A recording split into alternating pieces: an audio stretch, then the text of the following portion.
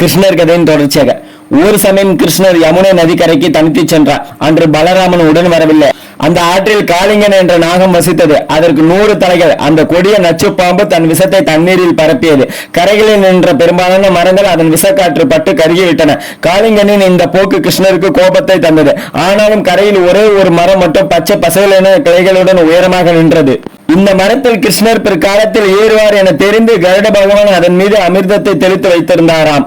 அதனால் அது அழியவில்லை. அந்த மரத்தின் மீது ஏறிய கிருஷ்ணர் தண்ணீரில் குதித்தார். தண்ணீர் சிதறியது. அப்போது ஏற்பட்ட நீரலைகள் பலமிக்க காளிங்கனையே அசைத்தது.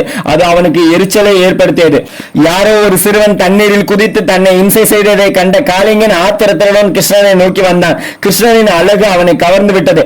அப்படியே அதிசயித்து பார்த்தான். இருப்பினும் தன் ஆக்ரோஷத்தை காட்டி அவரை வளைத்தான். கிருஷ்ணர் தன் பலத்தை பிரயோகித்து விடுபட்டு அவனது தலையில் ஏறி நர்த்தனமாடினார். அப்போது கிருஷ்ணரின் பாதங்களின் வலிமையை உணர்ந்தான் காளிங்கன். ஆட்டத்தின் ஒவ்வொரு அசையும் தாங்க முடியாத வலியை தர ஒவ்வொரு தலையாக உயர்த்தி தாக்கு பிடித்தான். ஒரு கட்டத்தில் வலி தாழாமல் மரண ஓலமிட துவங்கினார். அப்போது காளிங்கனின் பத்தினியர் அவர் பகவான் நாராயணன் அவதாரம் என்பதை தெரிந்து ஓடி வந்தனர். இங்கே இப்படி இருக்க கரையில் நின்ற நண்பர்கள் கிருஷ்ணர் நீரில் குதித்து காளிங்கனால் இழுத்து செல்லப்பட்டதை அறிந்து யசோதையிடம் தகவல் சொன்னார்கள். அவள் பதறி அடித்து வந்தாள். பலராமனுக்கு தெரியும் காளிங்கனின் கதை முடிந்துவிடும் என்று. எனவே அவன் பதட்டமின்றி வந்தான். யசோதை தண்ணீரில் குதிக்க முயன்றாள். என் மகனை இழுத்துச் சென்ற அந்த பாம்பு என்னை இழுத்துச் செல்லட்டும் என்றாள். யசோதையை கரையில் நின்ற கோபியர்கள் பிடித்து இழுத்து வந்தன. அவள் மூச்சையாகிவிட்டாள். காளிங்கனின் பத்தினிகள் கிருஷ்ணரிடம் சென்றன. மகாபிரபு, உமது சத்தியை அறியாமல் எங்களது கணவர் உம்மிடம் தவறு செய்துவிட்டார்.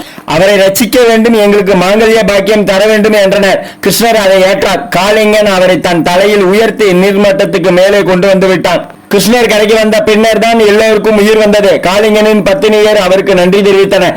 காளிங்கன் அவரிடம் முன்னினைப்பட்டது. நான் கொடுத்து வைத்தவன். கடிப்பதும் சீறுவதும் எனது இயற்கை குணம். அது உம்மால் தரப்பட்டது. அதை உம்மால் தான் மாற்ற முடியும். எனவே நான் சீறியது குறித்து கவலைப்படவில்லை. இருப்பினும் மகாபிரபு தண்டிக்க நினைத்தாலும் அதையே ஏற்கிறேன் என்றது பணியுடன். உடனே கிருஷ்ணர், காளிங்கா, நீ உனது மனைவி, குழந்தை மற்ற சகாக்களுடன் கடலுக்கு போய்விடு. யமுனையை அசுத்தப்படுத்தாதே. பசுக்களும் சிறுவர்களும் அதை குடிக்கிறார்கள். அதில் விஷத்தன்மை ஏற்படுவதை அனுமதிக்க மாட்டேன். நீ கருடனுக்கு பயந்து இங்கு வந்தாய். இப்போது நான் நடனமாடியதால் ஏற்பட்ட குறிகள் உன் தலையில் உள்ளன. இதை பார்க்கும் கருடன் உன்னை ஏதும் செய்ய மாட்டான் என்றார். காளிங்கனும் அதை ஏற்று கடல் நோக்கி போய்விட்டது. கோகுல மக்கள் நிம்மதி பெற்றனர். கிருஷ்ணரின் உறுதியான மனம், வீரம், அலங்காரம் ஆகியவை கோபியர்களை பெரிதும் கவர்ந்திருந்தது. பல சிறுமிகள் கிருஷ்ணன் தனக்கும் கணவனாக மாட்டானா என எண்ண துவங்கினார். அவரது புல்லாங்குழல் இசையால் ஈர்க்கப்படும் அவர்கள் தங்களை மறந்து நிற்பார்கள். சில சமயங்களில் அவர்களது ஆடைகள் விலகியோ நெகிழ்ந்தோ இருக்கும். ஆனால் இசையிலும் கிருஷ்ணரின் அழகிலும் லயித்து போகும் அவர்கள் இவ்வாறு ஆடை நெகிழ்ந்தது கூட தெரியாமல் அவரையே கண் கோட்டாமல் பார்த்து கொண்டிருப்பார்கள்.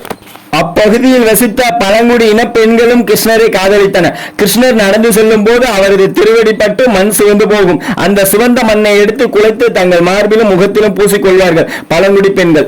அவர்களுக்கு ஏற்கனவே காதலர்களே கணவர்களே உண்டு. இருப்பினும் அவர்கள் தொட்டால் தீராத காம இச்சை கிருஷ்ணரின் காலடிப்பட்ட மண்ணை எடுத்து மார்பில் தடவினால் அடங்கி போகும். இது தவறில்லையா? பெண்கள் ஒருவனுக்கு ஒருத்தி என்ற உணர்வுடன் வாழ வேண்டாமா என கேட்பீர்கள். அவர்கள் ஒருவனுக்கு ஒருத்தி என்ற உணர்வுடன் தான் வாழ்ந்தார்கள். ஆனாலும் காமம் குறையவில்லை. கிருஷ்ணரின் காலடி பட்ட மண் உடலில் பட்டதும் காம இச்சை தீர்ந்து விடுகிறது. அதாவது காமம் மிகுந்தவர்கள் பகவான் கிருஷ்ணரின் பாதங்களில் சரணடைந்தால் போதும். காமம் என்ற பேய் உடலில் இருந்து பறந்துவிடும் என்பதே இதன் தாத்பரியம். மேலும் கோபியர் கிருஷ்ணனின் நினைவிலே மூழ்கி கிடந்தனர். கிருஷ்ணர் கடவுளின் நினைப்பில் மூழ்கி கிடப்பது எவ்வகையிலும் தவறாகாது.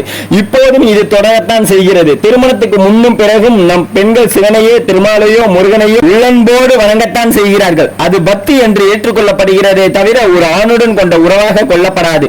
காமம் என்ற உணர்வு கிருஷ்ணனை நினைத்தாலே போய்விடும். காமம் நீங்கிவிட்டால் உலகில் பிறப்புகளே இருக்காது. மீண்டும் பிறக்க கூடாது. கிருஷ்ணனுடன் கலந்திருக்க வேண்டும் என்பதை கோபி கிருஷ்ண காதல் மூலம் நாம் தெரிந்து கொள்ள வேண்டியது. நம்ம கிருஷ்ணர் கதையை தொடர்ந்து பார்த்துட்டு இருக்கோம். அதுல பாத்தீங்கன்னா முக்கியமான இதெல்லாம் நம்ம சொல்லிட்டு இருக்கோம். முக்கியமான இதுங்கிறது என்னன்னா அப்படின்னா, அவர் எப்படி பாகாசுரன் வதம் செஞ்சாரு, அதாவது அசுரர்களை எப்படி வதம் செஞ்சாரு அப்படிங்கிற மாதிரியும் நிறைய விஷயங்கள் நமக்கு நல்லதா சொல்லியிருக்காரு. அது மட்டும் இல்லாம இந்த கதையை பார்த்தோம்னா நம்ம பாவங்கள்லாம் போயிடும் அப்படிங்கிற மாதிரியும் சொல்லியிருக்காங்க. இப்ப வர்றதெல்லாம் இன்னும் இன்ட்ரெஸ்டிங்கா வரும். ஏன்னா இது பாத்தீங்கன்னா ஒரு பயங்கரமான ஒரு டாபிக்ல எடுத்து அதை எப்படி வெளியில சொல்றது அப்படிங்கிறது எங்களுக்கே தெரியாத அளவுக்கு. ஏன்னா அதுக்கு பிக்சர்ஸ் நாங்க கலெக்ஷன் பண்ணி வைக்கிறது பெரிய விஷயமா இருக்குது. அந்த மாதிரி இது நீங்க விடாம இதை பார்த்துட்டு வாங்க. இது என்னங்கிறது உங்களுக்கே புரியும். நம்ம டிடிஜிஎஸ்எல் ஜி கந்தராஜ் ஐயப்பத்தா யூடியூப் சேனல்ல போய் பாத்தீங்கன்னா கிருஷ்ணருடைய ஒவ்வொரு பகுதியும் நம்ம கொடுத்துருக்கோம். நீங்க பாத்தீங்கன்னா ஒவ்வொரு இதுல 500,000 படங்கள் மிகாமல் நம்ம கொடுத்துருப்போம். நல்லா இருக்கும், இன்ட்ரெஸ்டா இருக்கும். இது எல்லாமே நாங்க ரிஸ்க் எடுத்து ஒவ்வொன்றும் நெட்ல கலெக்ஷன் பண்ணி தான் உங்களுக்கு படத்தோட வீடியோ கொடுத்துருக்கோம். அது மட்டும் இல்லாம பார்க்க நம்ம பேசுறது அனைத்துமே டக்கு டக்குன்னு வர்ற மாதிரி நம்ம செட் பண்ணி நீட்டா கொடுத்துருக்கோம். நீங்க போய் பாருங்க. அது மட்டும் இல்லாம இதை பார்த்தோம்னா நம்மளுடைய பாவங்கள்லாம் தீந்துரும், நம்ம வாழ்க்கையில நல்ல பயனுள்ளதா இருக்கும் அப்படிங்கிற மாதிரி பெரியவங்க எல்லாம் சொல்லியிருக்காங்க. முன்னோர்கள் சொன்னதை நம்ம இப்பயும் நம்ம கடைபிடிப்போம். இதை போய் நீங்க பாருங்க, நம்ம பாவங்கள்லாம் போய்க்கலாம். டிடிஜிஎஸ்எல் ஜி கந்தராஜ் ஐயப்பத்தா யூடியூப் சேனல்ல நீங்க சப்ஸ்கிரைபர் பண்ணலைன்னா சப்ஸ்கிரைபர் பண்ணி வச்சுங்க. தொடர்ந்து இதுல வீடியோ ஆன்மீக கருத்துக்கள் எல்லாமே நாங்க தொடர்ந்து போட்டுக்கிட்டே இருப்போம். அதனால நீங்க பார்த்து நீங்க என்ஜாய் பண்ணுங்க. தேங்க்ஸ் ஃபார் வாட்சிங்.